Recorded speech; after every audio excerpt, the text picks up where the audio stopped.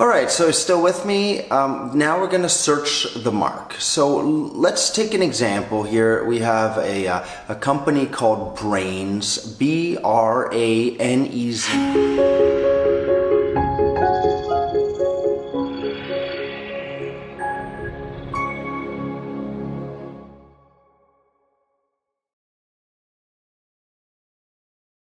For rock concerts. So we're a rock concert promotion company. We're called Brains. It's a little bit of a misspelling of, brains. Brain doesn't really have that much to do with rock concert necessarily. So it's not descriptive or generic, and it's not a surname. And at this point, it's not offensive. So let's take a look at the confusion issue. So we're going to start with a search. And the search is going to cover the word itself. It's going to cover ideas that are close to that word. And we're also going to cover words that sound the same but may have a different meaning. Okay, so the three main areas around the word brains. So brains, the word itself may be B-R-A-I-N-S as usual spelling in English. We could start with that, or brain in a singular without the S sound on the end.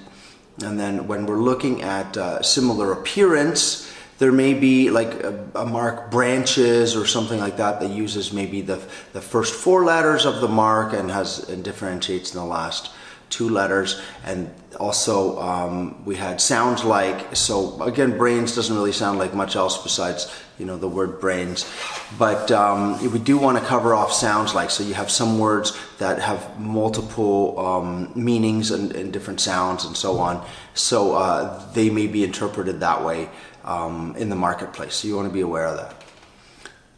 So before we do our search, we're going to consider the goods and services. So I hope you have that goods and services list for your mark, because that's going to guide us through the search so that we don't have to weed through all kinds of irrelevant marks.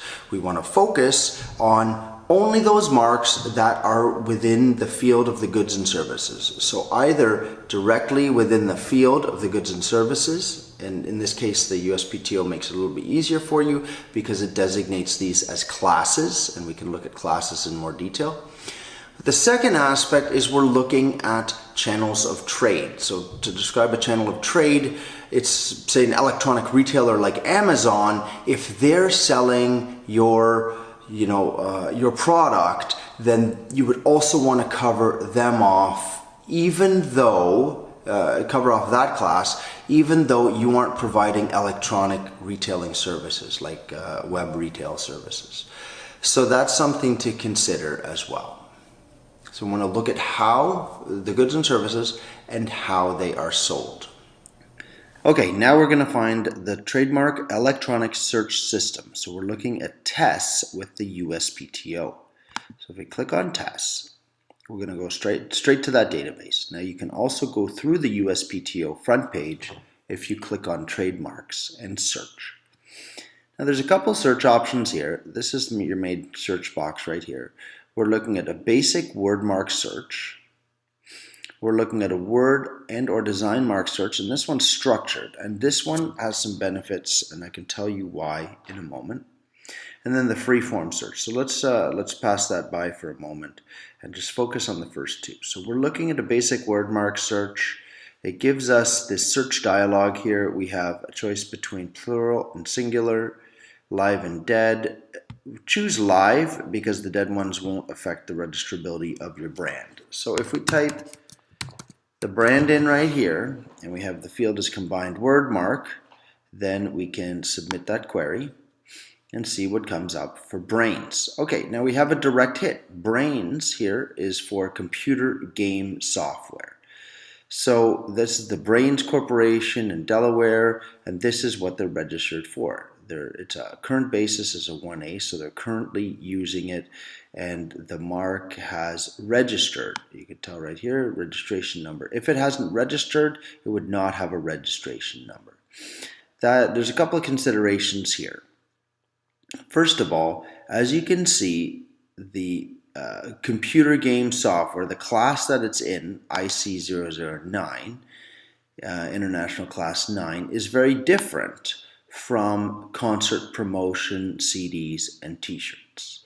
However, this company still might come after us at some point for using the same brand name. That's something to keep in mind. But right now it looks like the goods and services are very different between the two companies. So that is good. That means it's unlikely to be confusing. Now you want to look at not only the goods and services themselves, but the channels of trade. So if they are sold through the same mechanism, even though it's not identical goods or services, then it may still be confusing. In this case, computer game software is not likely to be sold through the same channels as music CDs, t-shirts, or entertainment events. So let's set this one aside for now as not a threat to our application. So that is the first search. Now let's go to the structured search. Now, as you can recall, we have our goods and services are generally relating to music. So what we can do is we can go to the test structured query, and we can put brains in here, and then make this one into the full mark. This one should be and then down here, say we have it's in the music field, so those are the goods and services, and then we're going to submit the query. Okay, no test records read for brains. Okay, so if there's none for brains, remember that we look at the direct hit, we're also going to look at sounds like. So this sounds like brains. We submit that query. So we have two, they're both dead. You don't have to look into them, but just know that they're there. Now the other thing we can do in here is do this as a pseudo mark.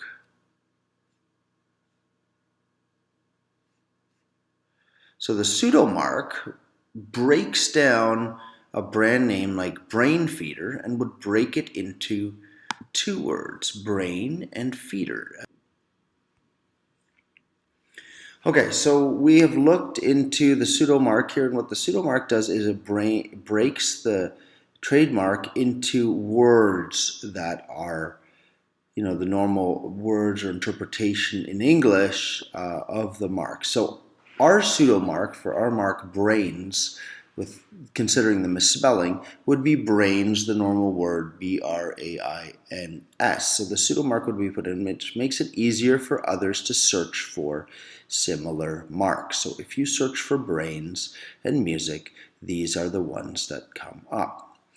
So let's just take a look through and see which ones look close. So say we click on brain feeder.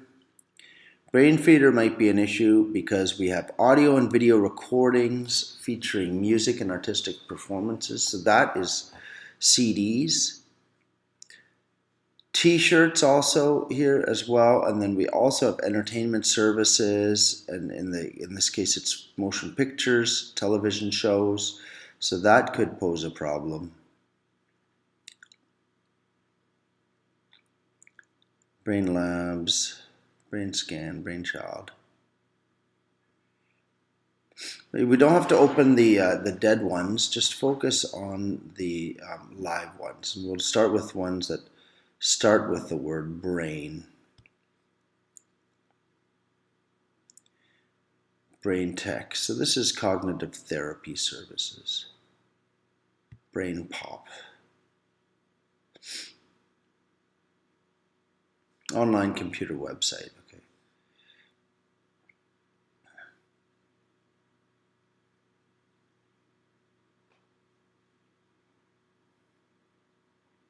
Now we're just looking through for marks that seem close.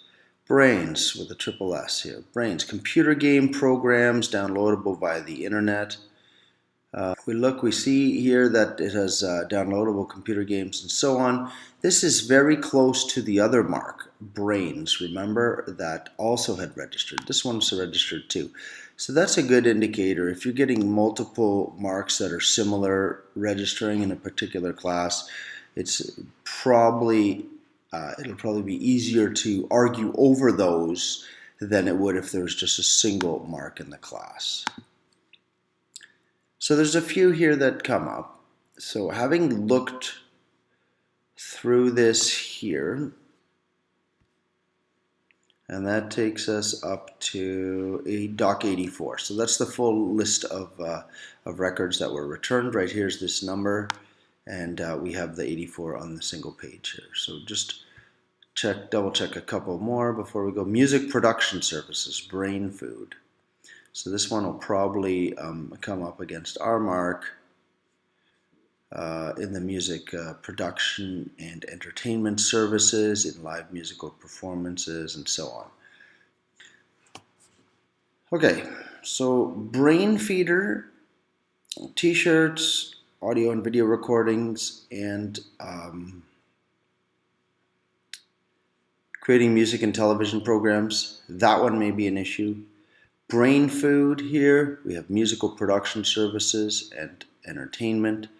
That may be an issue. The direct hit that we had was in class 9 for downloadable software, but I think CDs are also in class 9, so the examiner may raise those, but we could argue that they're sold in a totally different way, and there's no overlap. So that one would probably be arguable to move our mark through.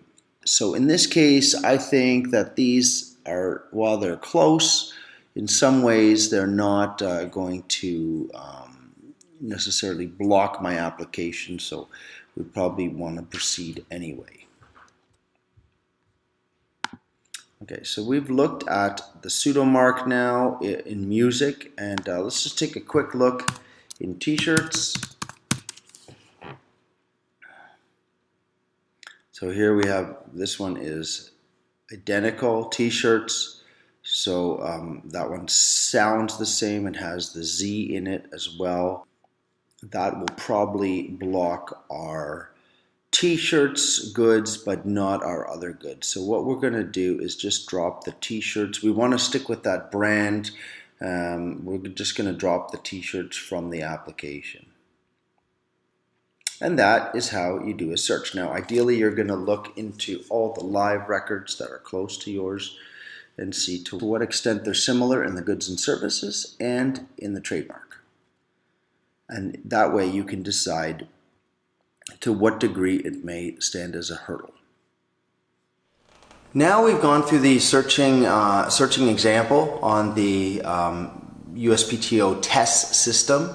And for your assignment, you can take your 1 or 2 marks mark ideas that you had set aside, and you can search them as well using tests. So we're looking at covering off the 3 different criteria.